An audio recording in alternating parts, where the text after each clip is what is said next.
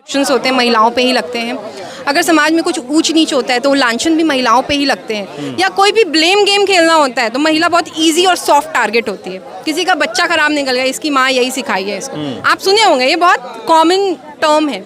तो जितनी एक महिला शिक्षित होती है ना, पूरा का पूरा परिवार शिक्षित हो जाता है।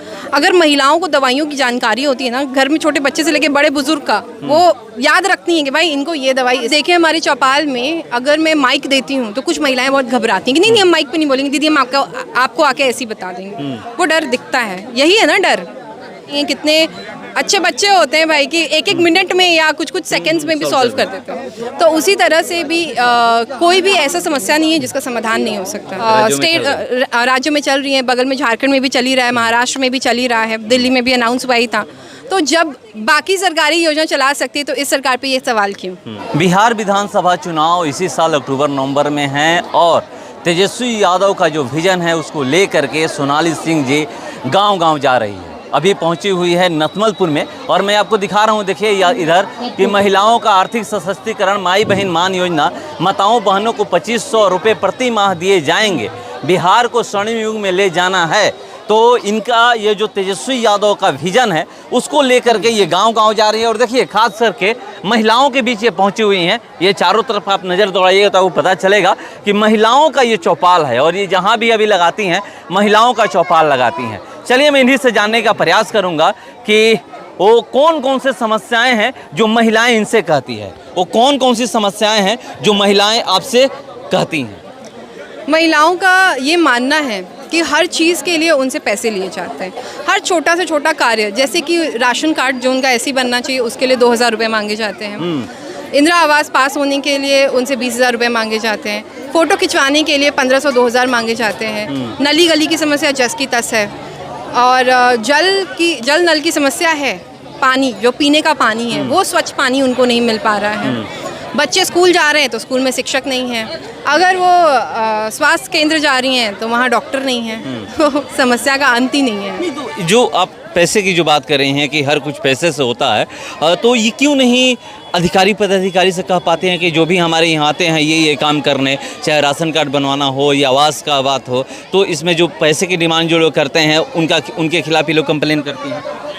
देखिए मुझे लगता है ना इनको जानकारी का काफ़ी अभाव है इस चक्कर में। और कभी कभी क्या होता है ना, ये महिलाएं थोड़ी डरती भी हैं कि अभी भी जैसे मैं उनसे पूछूंगी कि आप अपना नाम बता दें, नंबर बता दें, हम आगे जाके बात करेंगे, तो वो बहुत घबराती हैं कि हम दें कि नहीं दें। तो मुझे ये चौपाल के माध्यम से मुझे उनको जागरूक करना है कि आपको अब डरने की ज़रूरत नहीं है। आप अपने लिए खुद भी आवाज़ उठा सकती हैं और अगर आपको कहीं भी लगे तो मैं आपकी आवाज़ बन जाऊंगी। तो क्या दिमाग में ये भी चलता है कि जो भी मुझे मिल रहा है वो चाहे 2 रुपये खर्च करके ही मिले, हमें मिल जाए? ये तो किसी को भी लगेगा, ये तो ह्यूमन नेचर है ना। कोई भी चाहेगा। अगर देखिए कोई बहुत लंबा क्यू है और अगर आपको लगेगा कि भाई वीआईपी गेट से जा सकते हैं तो कोई भी चाहेगा कि 4 पैसा देके वीआईपी गेट से जाएं। देखिए ये हर किसी के दिमाग में आता है और ये बहुत स्वाभाविक है। लेकिन हमें इस चीज़ को ना बहुत जनरलाइज नहीं करना है, इसी चीज़ को चेंज करना है कि क्यों इसको हम स्वाभाविक समझें, कि क्यों हम इस चीज़ को सोचें कि नहीं ये ऐसा ही होता है। ये ऐसा नहीं होता है। अगर क्यू में जाना है तो सब क्यू में ही जाएंगे, क्यों वीआईपी गेट से जाएं हम। तो ये चीज़ का आप समझ देने का बहुत ज़रूरी है। जी खास करके हम बात करें तो महिलाओं के बीच ही जाने का क्यों आपका प्लान? बहुत सारे ऐसे महिला मतलब जो हैं समाजसेवी हैं या जो भी हैं, मतलब हर किसी के बीच में लोग जाते हैं, मगर आप क्यों चूज की कि नहीं मैं सबसे पहले महिलाओं से बात करूँगी, महिलाओं का चौपाल लगाऊंगी? देखिए एक महिला होने के नाते ना मुझे ये बहुत अच्छे से पता है कि महिलाओं का जो जीवन होता है ना संघर्षपूर्ण रहता है शुरू से ही। चाहे आप तो अगर आप देखें कि जो महिलाओं का जीवन होता है वो संघर्षपूर्ण रहता है। बचपन से ही जितने भी रिस्ट्रिक्शंस होते हैं महिलाओं पे ही लगते हैं। अगर समाज में कुछ ऊंच नीच होता है तो लांछन भी महिलाओं पे ही लगते हैं। या कोई भी ब्लेम गेम खेलना होता है तो महिला बहुत इजी और सॉफ्ट टारगेट होती है। किसी का बच्चा खराब निकल गया, इसकी माँ यही सिखाई है इसको, आप सुने होंगे, ये बहुत कॉमन टर्म है। तो जितना हमारी महिलाएं झेलती हैं उस चीज़ को थोड़ा कम करने के लिए, और उसके साथ पता है बहुत ज़रूरी क्या है कि अगर एक महिला शिक्षित होती है ना, पूरा का पूरा परिवार शिक्षित हो जाता है। अगर महिलाओं को दवाइयों की जानकारी होती है ना, घर में छोटे बच्चे से लेके बड़े बुजुर्ग का, वो याद रखती हैं कि भाई इनको ये दवाई इस टाइम पे देना है, ये दवाई इस टाइम पे देना। तो जब वो हर चीज़ इतने व्यवस्थित ढंग से कर सकती हैं, जब घर और बाहर दोनों संभाल सकती हैं, तो ये उनसे ही क्यों ना शुरू किया जाए। नारी शक्ति है। और आपको पता है कि सबसे पहले जो सृष्टि का भी जो हुआ था, जननी माँ को ही हम लोग स्थान देते हैं। आप देखते हैं देवी दुर्गा के 10 हाथ हैं और उनके पास वो सारे शस्त्र और अस्त्र हैं जो कि सब देवताओं के पास इंडिविजुअल हैं। तो शक्ति है, शक्ति को जगाने के लिए आए हैं। अच्छा, गांव की ये महिलाएं हैं, जब भी आप जाती होंगी, इनसे बात करते होंगी, तो क्या इनमें वो डर है कि अगर हम कहीं पर कुछ कहेंगे तो फिर उसका क्या प्रभाव होगा? अगर आप देखें हमारे चौपाल में, अगर मैं माइक देती हूँ तो कुछ महिलाएं बहुत घबराती हैं कि नहीं हम माइक पे नहीं बोलेंगे दीदी, हम आपको आके ऐसे ही बता देंगे। वो डर दिखता है, यही है ना डर। जिस दिन ये डर खत्म होगा ना, उस दिन ऑटोमेटिक सब चीज़ें जगह पे व्यवस्थित हो जाएंगे। मतलब ये डर कैसे निकालना होगा? उनको जागरूक करके, उनसे मिल के, उनको बता के। देखिए कोई भी चीज़ का, हर चीज़ का सल्यूशन होता है, आपको पता है। भले आज मिले या 10 दिन बाद मिले, लेकिन उस चीज़ का सल्यूशन होता है। जैसे कहते हैं ना कि कोई भी मैथ्स का प्रॉब्लम अनसॉल्व नहीं होता।